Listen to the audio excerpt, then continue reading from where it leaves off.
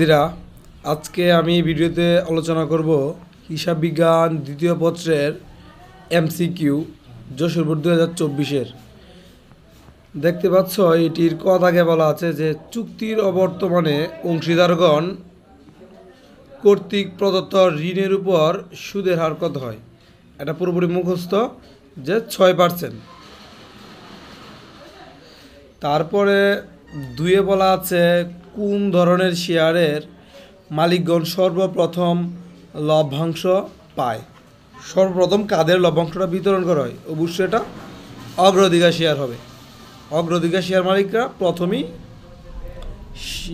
লাভের অংশটা পেয়ে থাকে। তারপরে তিনে বলা আছে অসমন্বিত ব্যয় হলো। অসমন্বিত ব্যয় যে কথা অলিক সম্পত্তি কি কথা।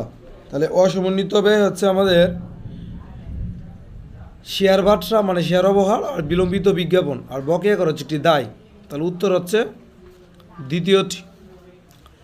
তারপরে চারে বলা আছে অগ্নি পরীক্ষার অনুপাতের আদর্শমান। অগ্নি পরীক্ষা যে কথা এসিডিটি বা তড়িতে কী কথা, তাহলে এর উত্তর হচ্ছে 1:1। আর যদি বলা থাকতো চলতি অনুপাতে তাহলে বলতাম যে 2:1। তারপরে একটি উদ্দীপক দেওয়া আছে এবং বলা আছে যে স্বাভাবিক মজুরির মোট পরিমাণ কত। তাহলে টোটাল তারা কারখানায় কাজ করেছে 64 ঘন্টা আর এমনি স্বাভাবিক কর্মঘণ্টা ছিল 48। চলে 64 থেকে আমরা 48 বাদ দিব। তাহলে আমাদের এই যে ঘন্টা এই ঘন্টা থেকে যদি এই ঘন্টা বাদ দিই তাহলে আমরা পাবো 16 ঘন্টা। তাহলে 16 ঘন্টা হচ্ছে ওভার টাইম, কিন্তু আমাদের তো ওভার টাইমের কথা বলেনি। বলা হয় যে স্বাভাবিক মজুরি পরিমাণটা বের করতে। তাহলে স্বাভাবিক মজুরি বলতে আমি এই 48 ঘন্টাকে বোঝাচ্ছি। তাহলে লিখবো 48 এবং এই 48 ঘন্টার জন্য তারা স্বাভাবিক হারে যে মজুরিটা পাবে 10 টাকা। তাহলে 48 সাথে আমরা 10 গুণ দিব, যা পাবো তার সাথে আবার গুণ হবে শ্রমিক সংখ্যা। এখানে শ্রমিক সংখ্যা হচ্ছে 40, যার জন্য 40 আমরা গুণ করব। তাহলে আমরা পেয়ে যাবো 19,200। এটা হচ্ছে আমার এই 5-এর উত্তরটা আর কি। কিন্তু 6-তে কিন্তু বলা ছিল এরকম যে ওভার টাইমের পরিমাণ নির্ণয় করে। এখন আমার এই 16 কাজ করবে। তাহলে 16 যেহেতু ওভার টাইমের জন্য তারা পাবে মূলত 1.5 গুণ। 1.5 গুণ বলতে বোঝাচ্ছি যে 10-এর সাথে আমাদের 1.5 গুণ করলে পাবো আমরা কত 15 টাকা। তাহলে এই 16-এর সাথে আমরা 15 গুণ করব। আর যেহেতু এখানে লোক সংখ্যা ছিল 40 জন, তাহলে 40 কী করব আবার গুণ আকারে দিব। তাহলে কিন্তু আমাদের ওভার টাইমের পরিমাণটা বেরিয়ে যাবে। তাহলে ওভার টাইমের পরিমাণ বেরিয়ে যাবে আমাদের 9,600 টাকা। তারপরে সাথে বলা আছে যে তুষার অ্যান্ড কোম্পানি লিমিটেডের অনুমোদিত মূলধনের পরিমাণ হচ্ছে এত, প্রত্যেকটা 10 টাকা করে 50,000। ইস্যুকৃত মূলধনের পরিমাণ হচ্ছে 70% এবং বিলিখিত পরিমাণ হচ্ছে 80%। তাহলে তুষার অ্যান্ড এই কোম্পানি লিমিটেড বিলিখিত মূলধনের পরিমাণ নির্ণয় করা। এখন বিলিখিত মূলধন আমাদের বের করতে হলে দেখতে হবে আমরা কতগুলো বিলি করেছি। এখানে স্পষ্ট বলা আছে যে আমরা বিলি করেছি এই বিলিখিত মূলধনের পরিমাণ ইস্যুকৃত মূলধনের 80%। তাহলে এখানে টোটাল মূলধন ছিল 50, টোটাল এই শেয়ার সংখ্যা ছিল 50। এ থেকে আমরা 70% আমরা ইস্যু করেছি। তাহলে 70% যদি ইস্যু করি তাহলে কত হচ্ছে 5×7 = 35, 5×7 হচ্ছে 35। তাহলে 3500 আমরা এই ইস্যু করেছি। আর তারা বলেছে যে বিলিখিত মূলধনের পরিমাণ হচ্ছে ইস্যুকৃতর কত পার্সেন্ট 80%। তাহলে এই ইস্যুকৃত যে টাকাটা ছিল এটাকে আমরা 80% করে নেব। তাহলে এটাকে যদি আমরা 80% করি তাহলে কিন্তু আমরা পাবো, এটাকে 80% করলে আমরা পাবো 28,000। আর 28,000 হচ্ছে শেয়ার সংখ্যা। আর যেহেতু প্রত্যেকটা 10 টাকা মূল্য দেওয়া আছে তাহলে আমরা এই 28,000 সাথে আমরা 10 গুণ করি তাহলে আমরা পেয়ে যাবো 2,80,000। এই 2,80,000 কি বলতে পারি আমরা আমাদের বিলিখিত মূলধনের পরিমাণ। তারপরে 8-এ বলা আছে বিন কার্ডে উল্লেখ থাকে, মানে বিন কার্ডে কোন কোন তথ্যগুলো উল্লেখ থাকে। বিন কার্ডে উল্লেখ থাকে মালের প্রাপ্তি, ইস্যু ও উদ্বৃত্তের পরিমাণ। তারপরে 9-এর জন্য একটি দেখতে পাচ্ছি উদ্দীপক বলা আছে মিস্টার রহিম একটি ব্যবসার অংশীদার। তিনি ব্যবসা থেকে প্রতি মাসের শেষে 3,000 টাকা করে নগদ উত্তোলন করে।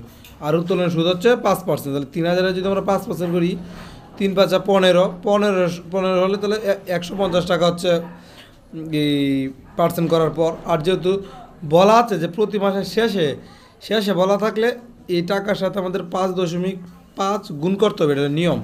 শেষে বলা থাকলে 5.5 গুণ করতে হয়। আর এই টাকার সাথে যদি আমরা 5.5 গুণ করি তাহলে কিন্তু আমরা টাকা পাবো 825 টাকা। এই হলো আমার উত্তরটা আর কি। 10-এ বলা আছে যে বোনাস শেয়ার ইস্যুর ফলে কোম্পানিতে কী প্রভাব পড়ে। বোনাস শেয়ার ইস্যুর ফলে কোম্পানিতে কী প্রভাব পড়ে? মোট শেয়ার সংখ্যা অবশ্যই বৃদ্ধি পাবে, আর মোট মূল্য সংখ্যা বৃদ্ধি পাবে, আর নগদ উদ্বৃত্ত বৃদ্ধি পাবে না, কারণ এখানে শেয়ারে কনভার্ট হয়ে যাচ্ছে। তো তাহলে উত্তর হবে আমাদের লাস্ট দুইটি। খ।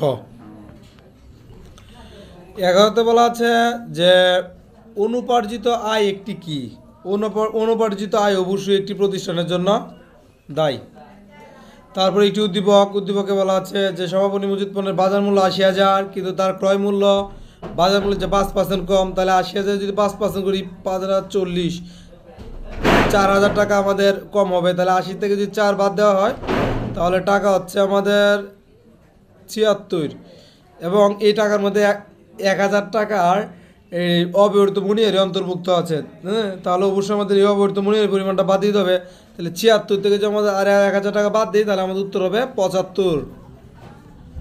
তারপরে 13তে বলা আছে যদি সমাপনী মজুত পণ্যের মূল্য 2,500 টাকা বেশি হয় তবে আর্থিক বিবরণীতে কী পরিবর্তন ঘটবে?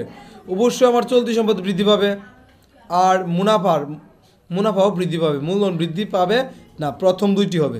মজুত পণ্য যদি আমাদের এই 2,500 টাকা বেশি হতো তাহলে এই পরিবর্তনটা ঘটতো। তাহলে বলতে পারি আমার উত্তর হচ্ছে প্রথমটি।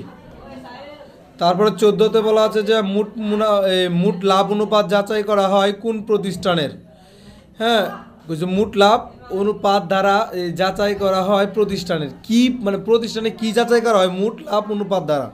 আমরা বলতে পারি মোট লাভ অনুপাত দ্বারা প্রতিষ্ঠানের মুনাফা অর্জন ক্ষমতা যাচাই করা হয়। তারপরে 15তে একটি উদ্দীপক দেওয়া আছে। 15তে যে উদ্দীপকটিতে বলা আছে তাদের গুদামে প্রথমেই এই জুলাইয়ের প্রথম দিকে 10 টাকা দরে 100 কেজি দ্রব্য মজুদ ছিল, আর 15 তারিখ 50 কেজি দ্রব্য ইস্যু করা হয়েছিল, আর 20 তারিখ 15 টাকা দরে 150 কেজি দ্রব্য ক্রয় করা হয়। 3টা তথ্য বলেছে তাদের 20 তারিখ এই ফিফ পদ্ধতিতে গুদামে রক্ষিত দ্রব্যের পরিমাণ কত হবে? তাহলে আমরা তো 15 তারিখ ইস্যু করেছি না, কতগুলো ইস্যু করেছি? 50 কেজি। তাহলে এই 100 কেজি থেকে আমরা যদি 50 কেজি বাদ দিই আর থাকবে আমাদের আর কত কেজি? 50 কেজি। আর এই 50 কেজির দাম কত করে হবে? 10 টাকা করে। তাহলে 50 কেজির দাম যদি 10 টাকা করে হয় তাহলে তো 500 টাকা হচ্ছে। হ্যাঁ, আর এই দিক থেকে আমি আবার কিনে নিয়েছি, কত টাকার কিনে নিয়েছি? 15 টাকা ধরে 150 কেজি কিনেছি। তাহলে 15 গুণ যদি 150 দিই তাহলে আমাদের টাকার পরিমাণ হবে 2250 টাকা। তাহলে এই উপরের যে টাকাটা ছিল, হ্যাঁ, উদ্বৃত্ত যে টাকাটা ছিল আর এখন যে টাকাটা আমি এই বের করলাম যে ক্রয় করে নিচ্ছি, এই দুটো যোগ করলে কিন্তু আমাদের এই টাকাটা পেয়ে যাচ্ছে যে 20 তারিখ কতগুলো রয়েছে আমাদের কাছে। তো কতগুলো রয়েছে? 2750 টাকা পণ্য এখনও রয়েছে। তারপরে বলা আছে অংশীদারদের চলতি হিসাবে ডেবিট উদ্বৃত্ত প্রকাশ করে। ডেবিট উদ্বৃত্ত মূলত কী প্রকাশ করে? চলতি হিসাবে ডেবিট উদ্বৃত্ত সম্পদ আর ক্রেডিট উদ্বৃত্ত দায় প্রকাশ করে। 17তে বলা আছে মাল খতিয়ানের উপর ডান পাশে কী থাকে? অবশ্যই ইম্পর্টেন্ট একটা কথা। আমরা লিফুই বলো আর ফিফুই বলো আর বারযুক্তি বলো, মূলত এটা প্রস্তুত করার ক্ষেত্রে আমরা ডান দিকে মূলত কী লিখি? মালের সর্বোচ্চ মাত্রা লিখি, মালের সর্বনিম্ন মাত্রা লিখি, এবং পূর্ণ ফরমাশ মাত্রা লিখি, এগুলো লিখতে হয়, যার জন্য সবগুলো উত্তর বলতে পারি। 18তে বলা যে প্রতিষ্ঠানের তাৎক্ষণিক ঋণ পরিশোধ ক্ষমতা জানা যায় কার মাধ্যমে? অবশ্যই এটি তড়িৎ অনুপাতের মাধ্যমে। তাৎক্ষণিক, তড়িৎ, এসিডিটি, দ্রুত, একই কথা। তার উত্তর হচ্ছে তড়িৎ অনুপাতের মাধ্যমে। তারপরে বলা হচ্ছে কোনটি মুখ্য ব্যয়ের উপাদান? 19-এ বলা আছে কোনটি মুখ্য ব্যয়ের উপাদান? তাহলে মুখ্য ব্যয়ের উপাদান হচ্ছে প্রত্যক্ষ মজুরি বা কোনো প্রত্যক্ষ রিলেটেড খরচ। তারপরে একটি উদ্দীপক দেওয়া আছে এবং আমাদের এই উদ্দীপকের তথ্য মধ্যে দেওয়া আছে প্রারম্ভিক মজুরি দেওয়া আছে, প্রত্যক্ষ মজুরি দেওয়া আছে, কারখানার উপরে দেওয়া আছে, এই কাঁচামাল ক্রয় দেওয়া আছে, এবং কাঁচামালের সমাপনী মজুরি দেওয়া আছে। 20-এ বলা আছে যে মুখ্য ব্যয়ের পরিমাণ কত হবে? তাহলে আমরা যদি মুখ্য ব্যয়ের পরিমাণ বের করি, মুখ্য ব্যয়ের পরিমাণ হবে 1,95,000 টাকা। এখন আমরা মুখ্য ব্যয়টা কীভাবে বের করলাম? প্রথমে আমরা লিখেছি কাঁচামালের প্রারম্ভিক মজুদের টাকাটা এবং তার সাথে যোগ করেছি কাঁচামাল ক্রয় এবং তারপরে যোগ করেছি প্রত্যক্ষ মজুরি এবং সর্বশেষ আমরা কাঁচামালের সমাপনী মজুরটা বাদ দিয়েছি। তাহলে আমরা 1,95,000 টাকা পেয়ে যাব। 21 বলা আছে যে প্রত্যক্ষ মজুরির উপর কারখানার উপরিব্যয়ের শতকরা হার নির্ণয় করো। প্রত্যক্ষ মজুরির উপর কারখানার উপরিব্যয়, তাহলে প্রত্যক্ষ মজুরির উপর যদি বলা আছে তাহলে প্রত্যক্ষ মজুরি ব্যয়ের টাকাটা লিখবো আমরা নিচে, আর কারখানার উপরিব্যয় যদি বলা আছে এই কারখানার উপরিব্যয় টাকাটা লিখবো আমরা উপরে এবং গুণ দিব আমরা 100 দ্বারা। তাহলে কিন্তু আমাদের শতকরা হারটা অটোমেটিক বের হয়ে যাবে। তাহলে শতকরা হার আমাদের বের হবে 50%। তারপরে বলা আছে যে কোম্পানির আইন অনুযায়ী শেয়ার ব্যবহারের সর্বোচ্চ মাত্রা কত? এটা উত্তর হচ্ছে 10। 23 বলা আছে নিচের কোনটি চলতি সম্পদ? প্রাপ্য হিসাব হচ্ছে চলতি সম্পদ। 24 বলা আছে পাবলিক লিমিটেড কোম্পানি শেয়ার বিক্রি করে অবলেখককে কি দেয়? কমিশন। 25 বলা আছে যে তাদের মুনাফার বন্টনের উপর যদি এইরকম হয় তাহলে এক্স কত টাকা পাবে? তাহলে তাদের নিট মুনাফা 60,000, তাহলে জেডের কথা বলা আছে। তাহলে জেডের অনুপাত হচ্ছে এরকম যে 6 দ্বারা ভাগ করতে হবে এবং 1 দ্বারা গুণ করতে হবে। এই টাকাটাকে 6 দ্বারা ভাগ করবো এবং 1 দ্বারা গুণ করবো, তাহলে আমরা কিন্তু টাকা পেয়ে যাব।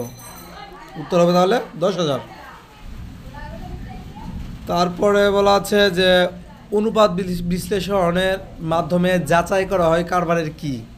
অনুপাত বিশ্লেষণের মাধ্যমে আমরা কারবারের কি যাচাই করি? দক্ষতা, সচ্ছলতা এবং মুনাফা অর্জন ক্ষমতা। তাহলে বলতে পারি আমরা ঘ নম্বর আমাদের উত্তর। তারপরে বলা হচ্ছে শ্রমিক কর্মচারীদের অনার্থিক সুবিধা কোনটি? শ্রমিক বা কর্মচারীদের অনার্থিক সুবিধা কোনটি? অনার্থিক সুবিধা হচ্ছে চিকিৎসা সেবা। তারপরে একটি বড় একটি উদ্দীপক এবং বলা আছে যে অংশীদারদের লাভ লোকসানের অনুপাত কত হবে? যেহেতু এখানে প্রশ্নে যেহেতু বলা নেই যে তারা মুনাফার অংশটা কীভাবে বন্টন করবে, তাহলে আমরা সমানুপাতে দিব 1:1:1। তারপরে বলা আছে জামালের মূলধনের পরিমাণ কত? জামালের মূলধনের সুদের পরিমাণ কত? তাহলে সুদ বলা আছে 5%। তাহলে জামাল দুই পার্টে তারা মূলধনটা প্রদান করে প্রথমে দিয়েছিল, তারপর আবার অতিরিক্ত আকারে দিয়েছিল। প্রথম মূলধনের সুদ হচ্ছে 3,000 এবং দ্বিতীয় মূলধনের সুদ হচ্ছে 500। তাহলে টোটাল হচ্ছে আমাদের 3500। 30 বলা আছে অবলম্বনযোগ্য খরচ কোনটি? অবলম্বনযোগ্য খরচ হচ্ছে আমাদের প্রথম দুইটি।